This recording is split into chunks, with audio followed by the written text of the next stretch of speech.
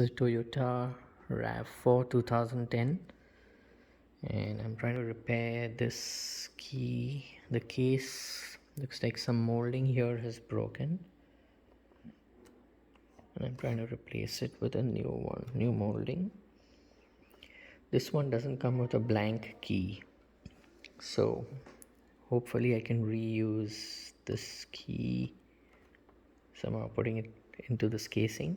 There's another style which comes with a blank key, and I think this style has the key molded into the casing, but this is not the style we want because we have our own key and we don't want to cut this key.